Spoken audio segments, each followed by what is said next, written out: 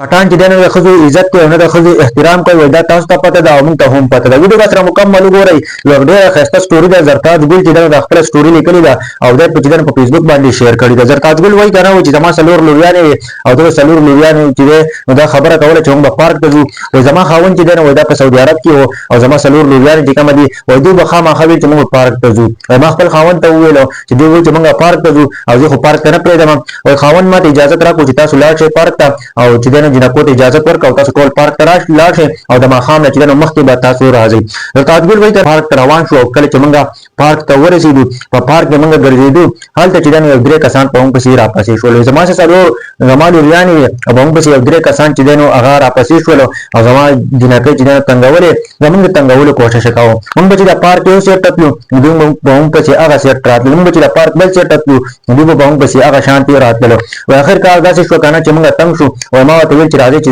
د پارک نه وځو. چې کله موږ د پارک نه راوتو په دغه ټیم کې دغه درې کسان چې دنه موږ ته لار بلاک کړه. وایي زه راغلم که نه ما سیکورټي ګارډ کوتو چې زه په سیکورټي ګارډ پسې ورشم چې دا درې کسان موږ تنګوي. هپلاین نمبر مې هم کوتو وایي هغه هم نه لګېدو. وایي د هغه نه پس چې دی نو موږ ډېر زیات تنګ شو چې اوس به موږ څه کوو. زما څخه خو څلور لوریانې را سره دي او نوجوانې جنکۍ دي. د دې سره به زه اوس څه کوم او بل طرف ته چې دی نو زموږ مخه خو نیولې ده.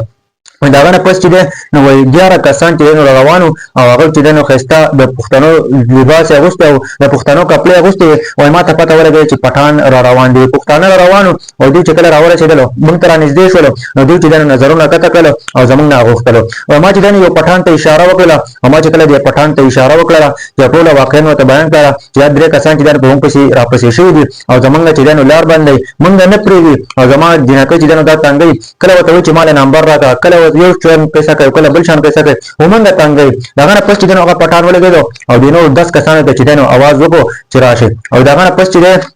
او پټان چې در پاغو پسې ورپسې شول. کله چې دن پټان پاغو پسې ورپسې شول نو دغه درې کسان چې دن وای دا ډېر ځات بدمعشانو او دوی پټان د سر چې دن مناودنه چې پټان پکې څوک دی او دوی به موږ ته سوای او دوی پټان ته هم وویل چې تاسو څوک او تاسو زمونږه لار نشئ بندولای تاسو چې ده نو موږ چې دن نشئ روکاواله چې موږ څه کوو دا زمونږ مرزي ده موږ بدمعشان یو دا نه پس چې پټان او دغه درې کسانو چې دنو لانجه شروع شو په پارک کې وای لانجه شروع شو د دې جګړه د یو بل سره وکړه کنه چې دا درې کسان چې پای کې د لاس ماچو نو په خپل ماته شو او بل چې دنو هغه وتښتېدو. دا غنه پس چې سکیورټي ګارد هم راغی سکیورټي ګارد نه پس چې هغه نور پولیس هم راورسېدل. چې کله پولیس راورسېدل دا 11 پټان چې دنو د ګاډي ته وخېدل او د چې دنو پولیس سټیشن ته وړل او دا 11 کسان چې پولیس سټیشن ته وړل په دغه ټیم کې چې دنو د پښتنو په مخونو باندې چې دنو یو مسکا وا خپه هم نو چې موږ دی جیل ته وړل. دا غنه پس چې دنو د کله پولیس سټیشن ته ورسېدل دا غنه پس چې دنو موږ پسې هم لاړو نو چې موږ پسې هم لاړو ما غوښتي چې تا خبره وکړه چې دا هغه پښتانه چې موږ عزت بچ کړی دی ما پولیس لاین چې کوم نمبر هغه مې هم کوتو هغه نه لګېدو ما سکیورټي ګارد کوتو هغه هم نه او درو کسانو چې زمونږ لار بلاک کړی و او دوی پښتنو چې د پټان چې زمونږ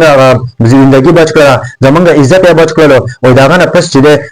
هغه پولیس ولګېدو هغه سیټو ولګېدو او دا پښتانه چې نو د رها کړلو او چې دا پټانه چې کله رها کړلو و دوی موږ ته ونه کتل په دې وجه موږ ته ونه کتل او چې زما سره څلور زما لوریانې را سره وي نو ځوانانې جنکۍ نو پټان چې نو کته وکتل او ډایرکټ نو پولیس سټیشن نه وته او دا چې موږ هم رالو او زما د ویلو په ډېر زیات جړلو او ډېر زیات په جړل ما ته ویل چې ته ولې جړل ما جړل دا نه پس چې موږ کور ته ورسېدو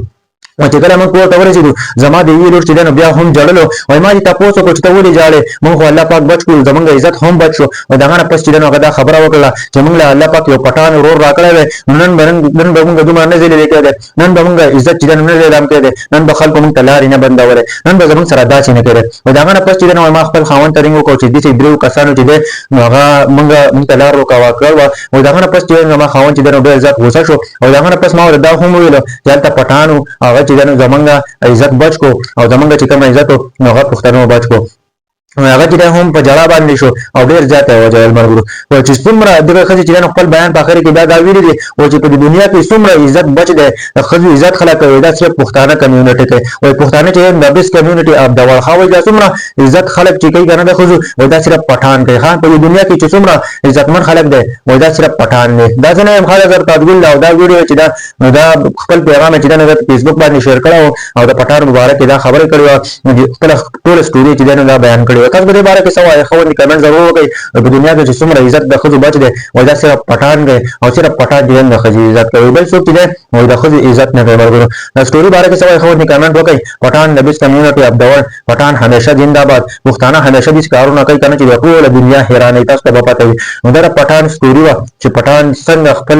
ځان ته نه ګوري خو چې د ښځې په عزت باندې راشي خپل ځان پکې هم د دنیا نه رخصتوي نو د ښځې چې دی نو هغه حفاظت کوي او د خپلو ښځو چې دی نو هغه ضرور خیال ساتي. نو دا ویډیو د نورو ملګرو سره ضرور شیر کړئ.